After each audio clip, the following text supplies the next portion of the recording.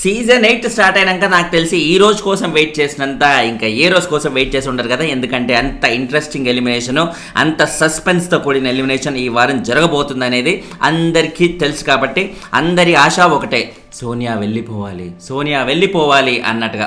మరి అది జరుగుతుందా లేదా అనేది మనం సాయంత్రంలోగా ఇంకొంచెం క్లారిటీ వచ్చే అవకాశం ఉంది. ఎందుకంటే ఆబ్వియస్లీ అఫీషియల్గా ఆయనకి ఎపిసోడ్ షూటింగ్ కూడా అయిపోతుంది కాబట్టి సండే షూటింగ్ అప్పుడు కంప్లీట్గా తెలిసిపోద్ది. బట్ ఈలోపు సీక్రెట్ రూమ్ అని కూడా బాగా న్యూస్ అయితే వినిపిస్తుంది. సోనియా సీక్రెట్ రూమ్ అని మాత్రమే ఎందుకు వినిపిస్తుంది, మిగతా వాళ్ళకి ఎందుకు వినిపించలేదు అంటే కంపారిటివ్లీ మనకంట కానీ మిగతా వాళ్ళు కానీ వాళ్ళని సీక్రెట్ రూమ్లో పెట్టే కంటే కూడా సోనియా సీక్రెట్ రూమ్లో పెట్టడమే ఎక్కువ లాభం వస్తుంది.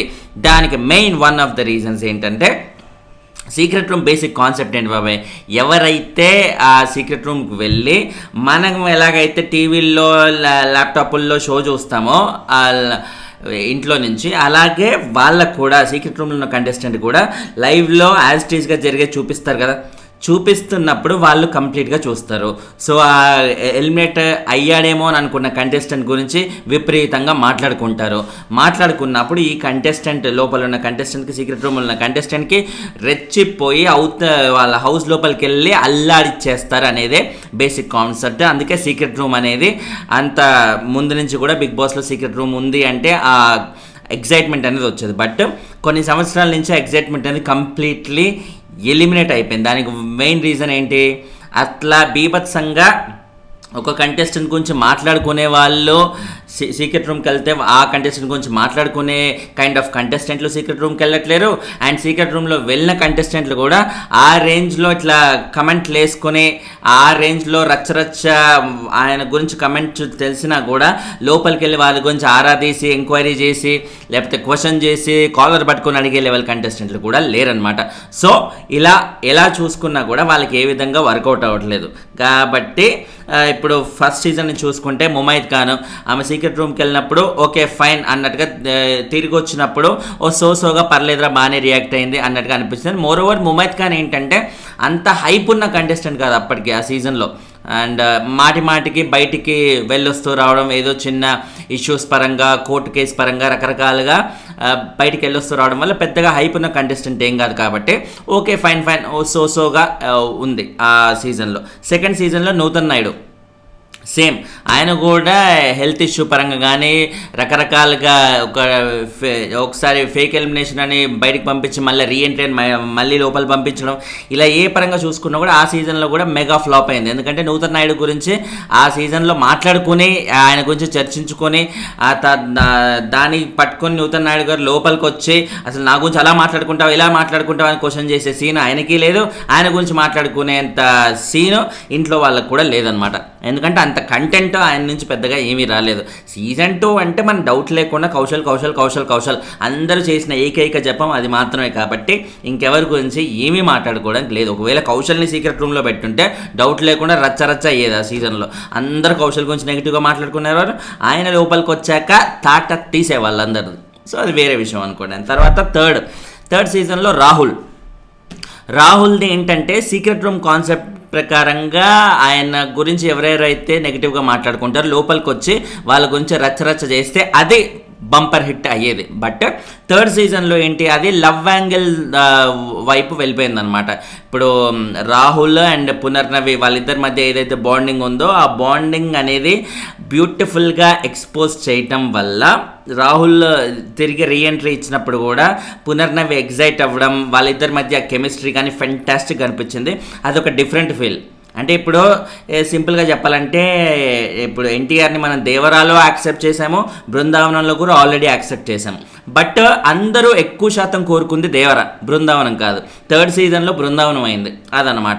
సో ఒక cute sweet little love story లాగా ఒక మంచి love kind of emotion kind of ఫీలింగ్తో మంచిగా అనిపించింది ఆ థర్డ్ సీజన్లో. బట్ మనం ఎక్స్పెక్ట్ చేసే ఎమోషన్ కాదు అది. అండ్ ఫోర్త్, ఇది కదరా సీక్రెట్ రూమ్ అన్నట్టుగా అనిపించిన సీజన్ ఫోర్త్ రూమ్, అఖిల్ని సీక్రెట్ రూమ్కి పంపడం, ఆయన గురించి రకరకాలుగా అందరూ మాట్లాడుకోవడం. ఆబ్వియస్లీ అఖిల్ ఆ సీజన్లో అభిజిత్ తర్వాత ఇంకా నెక్స్ట్ ఆ లెవెల్ ఎక్కువ ఫుల్ ఏమంటారు ప్రమోట్ అయిన కంటెస్టెంట్, బాగా మాట్లాడుకున్న మోస్ట్ డిస్కస్డ్ కంటెస్టెంట్ అన్నట్టుగా కూడా చెప్పుకునే పేరు ఆయనదే. కాబట్టి అఖిల్ వర్సెస్ అభిజిత్ ఆ లెవెల్లో ఉండేది కాబట్టి ఆబ్వియస్లీ మనకి అఖిల్ గురించి ఆ లెవెల్లో మాట్లాడుకుంటారు. ఆయన సీక్రెట్ రూమ్కి వెళ్తే మాట్లాడుకున్నారు. ఆయన లోపలికి వచ్చి ఒక్కొక్కరిని లైన్గా నిలబెట్టి తాట తీసేశాడు.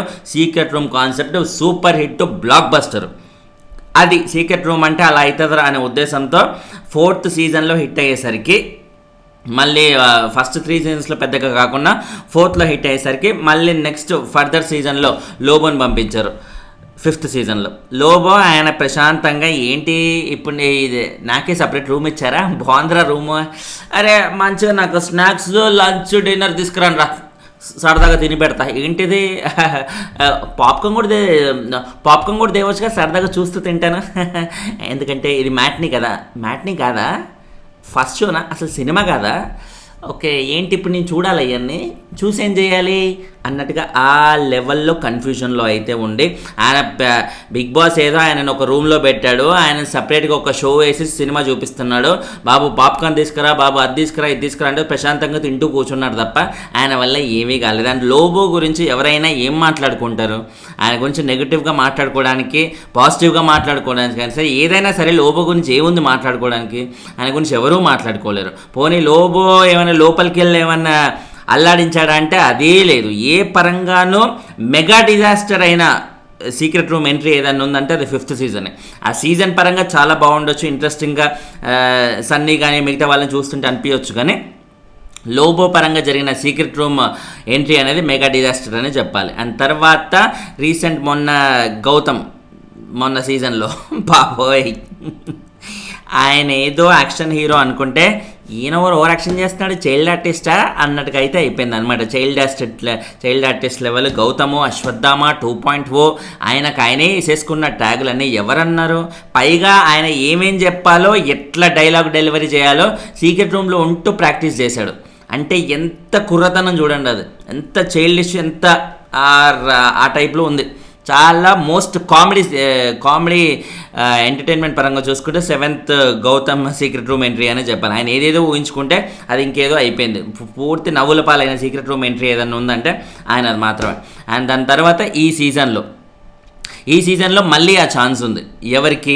సోనియా వెళ్తే మాత్రమే అది కుదురుతుంది. మళ్ళీ మణికంఠ వెళ్తానో ఇంకెవరు వెళ్తానో, మణికంఠ వెళ్తే నో డౌట్ ఆయన తిరిగి వచ్చినప్పుడు అదే లెవెల్లో రచ్చ చేసి అందరితో మాట్లాడి నువ్వేమనుకుంటావు, నాకు ఇట్లా మాట్లాడతావు, ఐ డోంట్ వాంట్ ఎనీబడి అంటూ రచ్చ చేయగలిగే స్టామినా ఉంది. కాకపోతే కంపారిటివ్లీ మణికంఠతో పోల్చుకుంటే సోనియా గురించే హౌస్లో ఎక్కువ నెగిటివ్గా మాట్లాడుకుంటారు. ఎందుకంటే సోనియా అటు పృథ్వీని నిఖిల్ని ఇద్దరిని గ్రిప్లో పెట్టేసుకుని అందరినీ డామినేట్ చేస్తుంది. ఇప్పుడు ఏమైనా లొల్లీలు అయితే పోరా చిన్న పాలేరు అంటూ మన పృథ్వీని పంపిస్తుంది, అరే నిఖిల్ నువ్వేం చేస్తున్నావురా, నా పెద్ద పాలేరు రా పో అంటూ ఆయనను పంపించడం, ఈ కైండ్ ఆఫ్ అనేది ఉంది. కాబట్టి ఆబ్వియస్లీ సోనియా గురించి ఎక్కువ నెగిటివ్గా మాట్లాడుకుంటారు. ఎక్కువ నెగిటివ్ మాట్లాడినప్పుడు ఇంకా సోనియా ఏమైనా ఊరుకుద్దా, తిరిగి వచ్చి అల్లాడిచ్చేస్తుంది అనమాట ఒక్కొక్కరిని. సోనియా టాస్కులు బాగా ఆడకపోవచ్చు, లేకపోతే రకరకాలుగా మిగతావన్నీ చేయకపోవచ్చు, కానీ ఆర్గ్యుమెంట్ పరంగా చూసుకుంటే తను ఖచ్చితంగా ముందుకు వచ్చేస్తుంది. అండ్ ఇంకో ఇంట్రెస్టింగ్ అంశం జరిగేది ఏంటంటే నిఖిల్ సోనియాతో ఏదైతే బాండింగ్ ఉందో అది కేవలం గేమ్ కోసం మాత్రం పెట్టుకున్న బాండింగ్, ఒక స్ట్రాటజికల్ బాండింగ్. ఆ అమ్మాయి ఫస్ట్ వీక్లో వచ్చినప్పుడు చాలా స్ట్రాటజికల్గా ఆర్గ్యూ చేయడం, లాజికల్గా ప్రతి మాటకు మాట చెబుతూ ఎక్కడ లాజిక్ మిస్ అవ్వకుండా మాట్లాడడం, ఇవన్నీ చూసినప్పుడు నిఖిల్కి ఏమనిపించింది, ఈ పిల్ల ఏంట్రా ఈ రేంజ్లో మాట్లాడుతుంది, ఈమెతో ఇప్పుడు లొల్లి పెట్టుకోవడం అవసరం అంటే అదే పనిగా 3-4 డేస్ నిఖిల్ వర్సెస్ సోనియా అనే కాన్సెప్ట్ ఉన్నా కూడా ఈ పిల్ల ఇంత లాజికల్గా మాట్లాడితే మన పరువు ఎక్కడ పోతుందో, మనకెందుకు వచ్చిందిరా నాయన అనుకుంటూ ఆయన ఇంటెన్షనల్గానే కావాలని తగ్గి సోనియాతో బాండింగ్ మెయింటైన్ చేసి మళ్ళీ ఎక్కడ మా కన్నడ బ్యాచ్ అన్నట్టుగా స్టాంప్ వేసేస్తుందో నాకొద్దు నాయన అది అన్నట్టుగా ఆయన కావాలని సోనియాతో ఒక ఫేక్ బాండింగ్ పెట్టుకుని మాత్రమే ఇప్పుడు ఈ హౌస్లో ఉంటున్నాడు. నీకు ఫస్ట్ 3 డేస్లో ఉన్న నిఖిల్ ఏంటి, ఇప్పుడు హౌస్లో ఉన్న నిఖిల్ ఏంటి, అసలు సంబంధం ఉందా? సంబంధమే లేదు.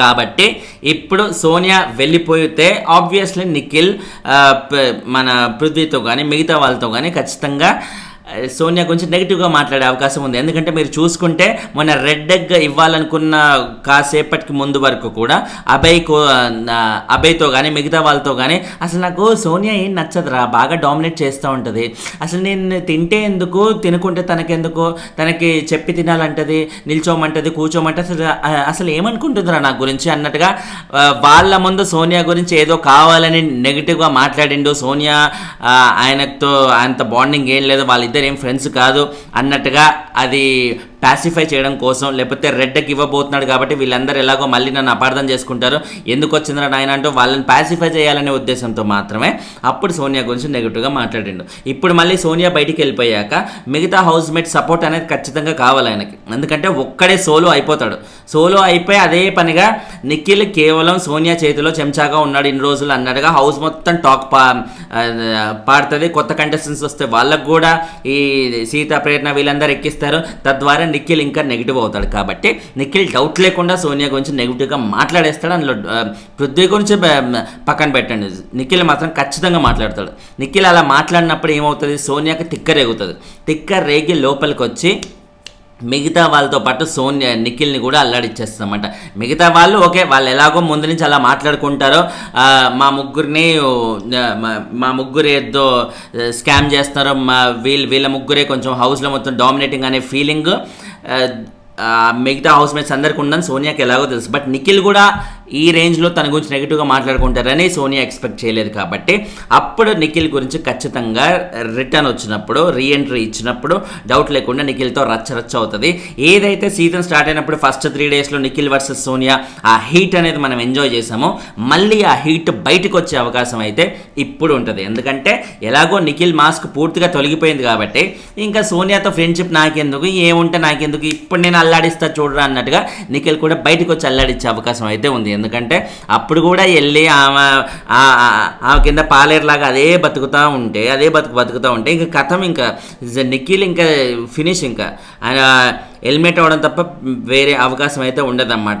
ఇట్స్ టూ మచ్గా అయిపోతుంది, చాలా వర్స్ట్ ఇమేజ్ అయితే మూట కట్టుకుంటాడు. అప్పుడు కూడా మళ్ళీ సోనియా కాళ్ళ దగ్గరికి వెళ్ళిపోతే మాత్రం చాలా ఇంపార్టెంట్. సోనియా పరంగా సీక్రెట్ రూమ్ కాన్సెప్ట్ 4th సీజన్లో ఎలాగైతే సూపర్ హిట్ అయిందో, మళ్ళీ ఈ 8th సీజన్లో 4th and 8th చూసారా, నెంబర్లు కూడా మ్యాచ్ అయితే 4 to 8 అన్నట్టుగా మళ్ళీ 12th సీజన్లో హిట్ అవుద్దేమో. అఫ్కోర్స్ ఈ సీజన్లో ఫస్ట్ సోనియా అవ్వాలి కదా, సో సోనియాది ఆ సీక్రెట్ రూమ్ అయితేనే సూపర్ హిట్ అవుతుంది.